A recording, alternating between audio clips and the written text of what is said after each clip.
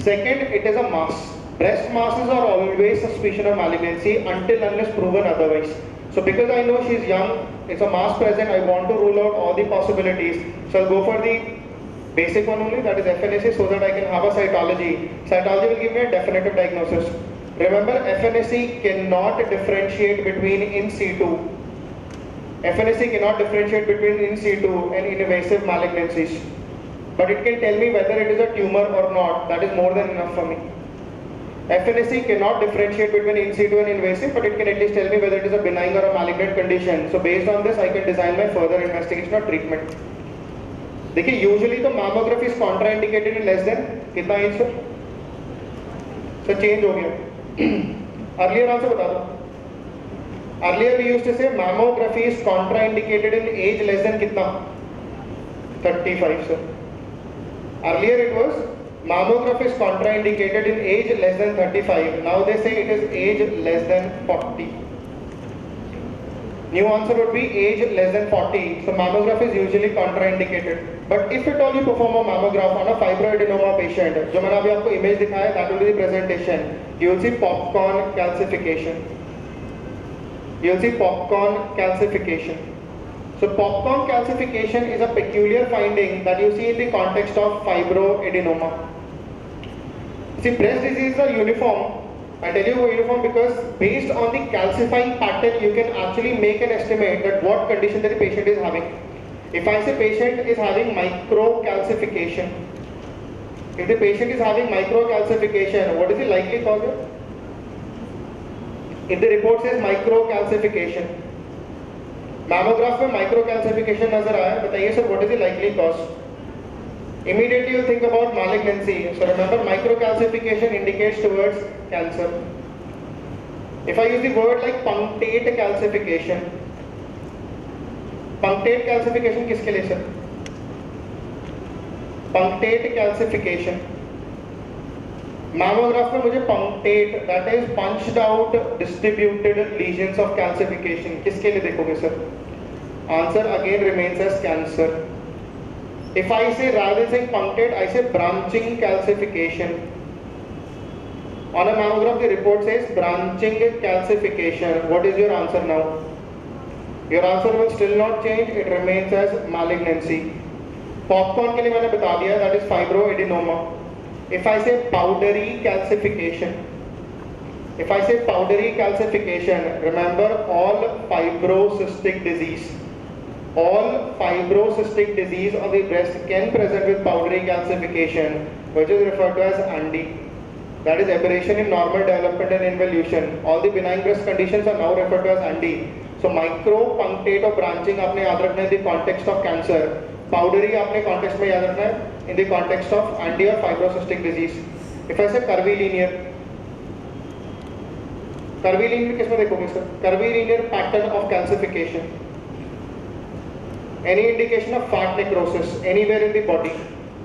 Any indication of fat necrosis anywhere in the body, curvilinear pattern of calcification is observed. So based upon the pattern of calcification, I can suspect or at least predict what is the outcome of the patient. Following that, popcorn calcifications, I would like to use the word popcorn. अगर मैं बोलता हूँ mammograph में popcorn मिला है तो क्या बोलोगे sir? Popcorn calcification on a mammograph. Answer would be fibroadenoma. I'm talking about popcorn. If you see the word popcorn, that is mammograph में आपको popcorn calcification मिला, answer would be fibroadenoma.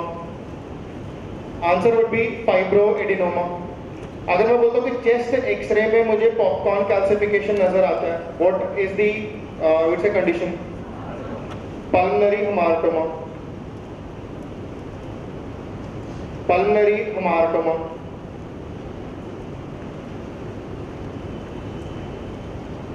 Pulmonary hamartoma.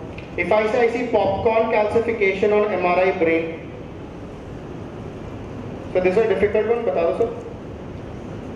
MRI brain पे popcorn calcification नजर आया. Answer क्या करोगे? Cavernous hemangioma. Cavernous hemangioma. Cavernous hemangioma, that would be on the MRI brain. What is the most common nerve involvement seen in cavernous hemangioma? Sixth nerve palsy. Most commonly nerve to be damaged in cavernous hemangioma would be sixth nerve palsy. On an MRI you would see a basic popcorn calcification. I would not say calcification, but if you say popcorn cells on a histocytology,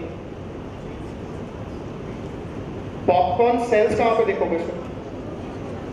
That is lymphocyte predominant Hodgkin's lymphoma. Lymphocyte predominant Hodgkin's lymphoma will present with popcorn cells. So I've seen popcorn on a mammograph represents fibroadenoma, popcorn on chest X-rays pulmonary hematoma, popcorn on MRI would be cavernous hemangioma, and popcorn cells per se would be lymphocyte predominant Hodgkin's lymphoma. So that is all you need to know in the context of fibroadenoma. That is more than enough. Chaliye, moving on. I'll take up the next question. Question number 3. You can see the image here. I've given you a regular image and a mammograph. अगर आपको ये वाली finding पता है, you know the answer spot on. You don't need to worry about it. What is the finding that you see here? You see nipple retraction. How do you see a nipple retraction? Is it a circumferential nipple retraction or a slit-like nipple retraction? It is a slit-like nipple retraction. Then you come to the mammograph. Can you see? Do you think it's a regular mammograph or a distorted mammograph? So you have two things that you need to notice here. One is slit-like nipple retraction. Another one is distorted mammograph. Both of them indicates towards. So slit-like nipple retraction and distorted image on a mammograph. Classical finding for ductectasia. See, the question says 34 years old female, bloody nipple discharge, physical examination, presenting with blah blah blah, and what is the surgery? Now the question that I want to ask you here is bloody nipple discharge. Does ductectasia present with bloody nipple discharge? Does ductectasia present with bloody nipple discharge? Yes or no?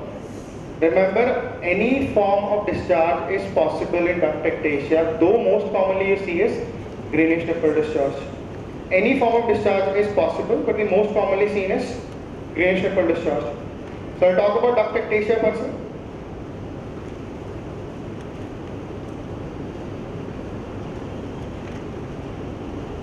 What is the most common risk factor for ductectasia?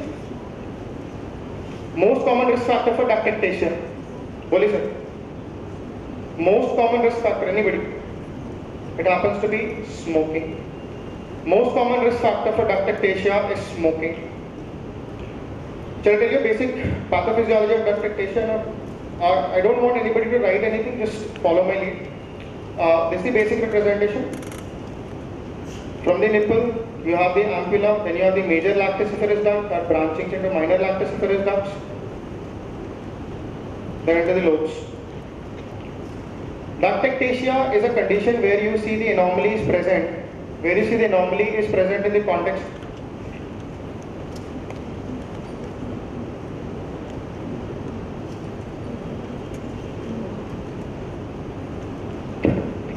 Okay.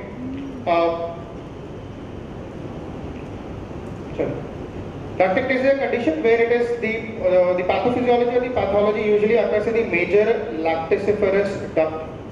It usually occurs in the major lacticiferous duct. What I want you to understand here is smoking is a risk factor because smoking basically causes vasodilation. Smoking basically causes vasodilation. Rather than saying vasodilation, I would say smooth muscle relaxation. It causes smooth muscle relaxation.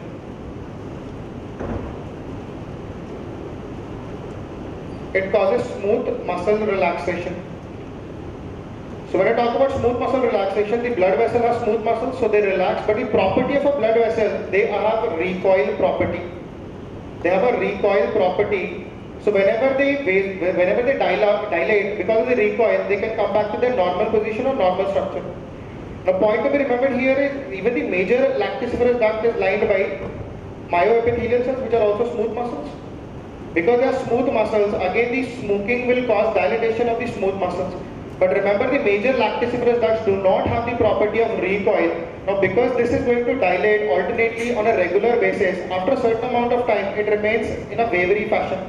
That is, the major lacticiferous duct is becoming ectasic. To understand that, I would like to point out two different terms that are commonly used. One is aneurysm, another one is ectasia. What is the basic difference? What is the basic difference between an aneurysm and an ectasia? बोलिए sir, aneurysm और ectasia में difference क्या है? See, both of them are abnormal dilatation, but remember, aneurysm, if more than 50% of the circumference is involved of a vessel, if more than 50% of the circumference is involved of a vessel, it is termed as aneurysm, and if it is less than 50%, and if it is less than 50% of the circumference is involved, it is referred to as ectasia. It is referred to as ectasia. So aneurysm more than 50%, whereas ectasia is less than 50%. Ectasia and aneurysms, see, aneurysm is usually used in the context of blood vessel, ectasia can be used in the context of any vessel in the body. So when I say duct ectasia, because now the duct is becoming ectasic, so after major lactiferous duct, it becomes in this fashion. Now every major lactiferous duct is supplied by a blood vessel. Whenever the blood vessel is supplied, see, in a normal major lactiferous duct, this is the major lactiferous duct, and a blood vessel is actually running along with it. This blood vessel will be giving branches or tributaries to the major lactiferous duct, that's the basic blood supply. Same condition here, blood supply. Now because of the ectasia, the blood vessel is actually dilated because it has been stretched across. Because the blood vessel is stretched, because of the stress on the stretching blood vessel, the blood vessel will rupture and the blood would come into the major lactiferous duct. This blood will ooze out from the nipple, causing it to be bloody nipple discharge. So duct ectasia में bloody nipple discharge is a possibility. Apart from that, see, whatever is present, normally क्या था, यहाँ पे easily secretions are flowing, there is no obstruction to the secretions, but because of the ectasia, certain amount of secretions will actually present here itself. Because certain amount of secretions are present here itself, it is going to ferment. Along with the fermentation, there will be secondary infection. Secondary infection of this serous fluid along with the blood will now convert the color into greenish nipple discharge. So the green nipple discharge, that is because of stagnant serous discharge. Stagnant serous discharge की वजह से green nipple discharge बनता है. Bloody nipple discharge is because of stress onto the blood vessels. Along with that, because this serous material that is present in the this location, it acts like a foreign body. Foreign body के लिए body will cause inflammation, so there will be heavy inflammation in this region. You all know the inflammation will heal by fibrosis और it will subside by fibrosis. Fibrosis की वजह से condensation होगा. तो आप observe करिए, ये आपका basic structure है, ampulla and the major lactiferous duct. आपके major lactiferous duct में fibrosis हो गया. Because there is fibrosis, there will be condensation of the major lactiferous duct. Because there is condensation of the major lactiferous duct, the nipple which is present here will also be sucked inside. Because of the fibrosis, this whole segment will actually move towards inside. Because the whole segment is moving towards inside, the nipple will also retract towards inwards. That is why you will get slit-like nipple retraction. So slit-like nipple retraction, subareolar abscess,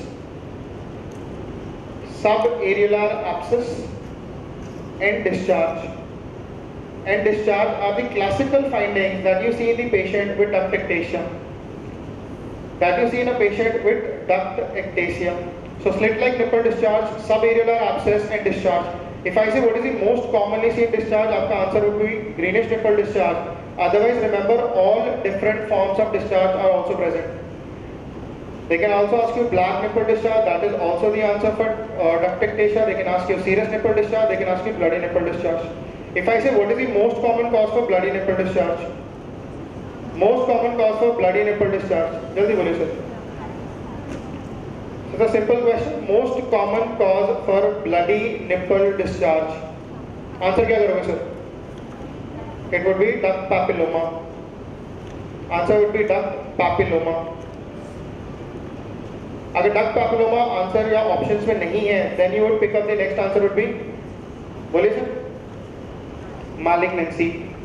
So most common cause of bloody nipple discharge is duct papilloma followed by malignancy. What is the most common cause for milky nipple discharge? Most common cause for milky nipple discharge is galactorrhea. What is the most common cause for galactorrhea? Most common cause for galactorrhea. Answer would be prolactinoma. Most common cause for galactorrhea would be prolactinoma. What is the investigational choice for prolactinoma? Investigational choice for prolactinoma. Answer is MRI. Remember, any brain pathology, any spine pathology, answer to be given is MRI. MRI remains the investigational choice. The only where you will see brain pathology and CT, that would be trauma. trauma, blood leakage, brain injury, CT. Otherwise, any brain, any lesion, any pathology, answers mostly would be MRI. चलिए sir, what is the treatment of choice for prolactinoma? Treatment of choice for prolactinoma. क्या करोगे sir? I said most common cause of milky nipple discharge is galactorrhea. Very good. Galactorrhea का most common cause prolactinoma. Fine. Most investigational choice MRI. Now on an MRI you found out to be prolactinoma. What is the treatment of choice? जल्दी बोलो. Surgery करोगे, medical management करोगे? Sir, it depends upon the size, and that is what the question is, and that is what I wanted to emphasize. What is the size demarcation for treatment protocol of prolactinoma? Answer is 10 millimeters. Any tumor less than 10 mm in size, medical management remains the first line treatment, and any tumor which is over 10 mm, the medical management remains as surgical approach. अगर आपसे पूछेगा 10 mm से कम है, आपने treatment के लिए बोलना है मेडिकल मैनेजमेंट है. मेडिकल मैनेजमेंट में ड्रग ऑफ चॉइस क्या है sir? Drug of choice for prolactinoma. Drug of choice for prolactinoma. Answer याद रखेंगे, bromocriptine followed by cabergoline. Bromocriptine followed by cabergoline. अगर 10 mm से ज्यादा है, सर्जरी करनी. सर्जरी का नाम याद रख लेना, that is transsphenoidal adenectomy. Transsphenoidal adenectomy. Transsphenoidal adenectomy happens to be the treatment of choice. So most common cause का milky nipple discharge के लिए याद रख लेना galactorrhea, prolactinoma. The point that I wanted you to remember is the size demarcation, that is 10 mm. आज मैंने आपको दो साइज बताए, एक माइक्रो और मैक्रो कैल्सिफिकेशन को डिफरेंशिएट करने के लिए. 0.5 mm is the size demarcation. More than 0.5 macro है, लेस देन 0.5 माइक्रो कैल्सिफिकेशन है. दूसरा साइज डिमार्केशन मैंने आपको बताया 10 mm, दैट इज 10 mm. 10 के साथ साथ एक और याद रख लेना, that would be in the context of DTPA scan. Will talk in detail when talk about kidney. DTPA scan है, it's a functional scan, that is for kidney perfusion के लिए करते हैं. DTPA स्कैन के बेसिस पे आप decide करोगे whether to remove a kidney और नॉट. रिमेंबर यहाँ पे भी डिमार्केशन 10% है. यहाँ पे भी डिमार्केशन 10% है. If the kidney function is more than 10%, you will salvage the kidney, and if the kidney function is less than 10%, then you will go for a nephrectomy. Out of the context, लेकिन just याद रखिएगा, DTPA scan is also based on the 10% rule. DTPA scan करेंगे, we'll look for kidney perfusion. अगर DTPA scan में kidney perfusion is more than 10%, you'll try to salvage the kidney. अगर DTPA scan में kidney perfusion is found to be less than 10%, provided the contralateral kidney is absolutely normal, you'll go for salvaging the kidney. Coming back to ductectasia, these are the primary features that you see in ductectasia. Slit-like nipple retraction, subaerial abscess, discharge greenish black or any other form. मैमोग्राफ करोगे, मैमोग्राफ में आपको जो major लैक्टिसफेरस duct है, they would be in this fashion. Because they are in wavering fashion, the mammograph will not be able to pick up in a clean lines. इसकी वजह से distorted image नजर आता है, which I've shown you in the image. So remember, distorted mammograph with slit-like nipple retraction. Answer is ductectasia. Treatment of choice for ductectasia क्या करोगे sir? Surgery करोगे ना सर? सर ectasia reversible होता है कि irreversible होता है? Aneurysm reversible होता है कि irreversible होता है? Sir, it is weakening because of fibrous dilatation. Remember, fibrous changes are always irreversible. चाहे वो aneurysm हो, चाहे वो ectasia हो. Remember, ectasia is also irreversible. So medical management का कोई रोल नहीं है यहाँ पे. आपने surgical management करना, treatment में surgery करोगे. Surgery में क्या करोगे सर? नाम बता दो सर. देखिए, normally things are represented as nipple. These are the major lactiferous duct. All the major lactiferous duct are actually dilated. I would say at least few of them are dilated. Ectasia, all that I need to do is remove all the ducts, not only one which are affected, but the one which are also not affected. Completely सारे major lactiferous duct को remove कर दो. After you remove that means no major lactiferous duct, no ectasia, no problem. Such a surgery is referred to as anybody? Hadfield surgery. It is Hadfield surgery. Hadfield surgery. So surgery में याद रखिए, Hadfield surgery आपको I can give you a small mnemonic to remember it or a small way to remember it. This is the entire field is being cleared, right? पूरा field clear कर दो. That means the entire breast field with major lactiferous duct removed. So entire field clearance के लिए Hadfield surgery करोगे. I am emphasizing this because you have another surgery that is Halsted. That is, what is Halsted's?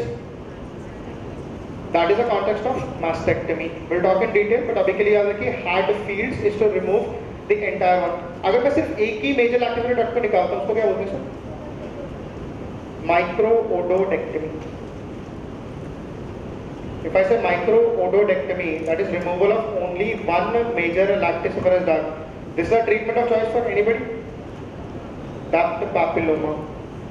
अगर बोलेगा duct papilloma, treatment of choice, surgical aspect, that is micro-ododectomy, remove the duct which has been affected. Whereas in the context of duct ectasia, answer is, you see, nipple retraction. How do you see a nipple retraction? Is it a circumferential nipple retraction or a slit-like nipple retraction? It is a slit-like nipple retraction. Then you come to the mammograph. Can you see, do you think it's a regular mammograph or a distorted mammograph? So you have two things that you need to notice here. One is slit-like nipple retraction, another one is distorted mammograph. Both of them indicates towards. So slit-like nipple retraction and distorted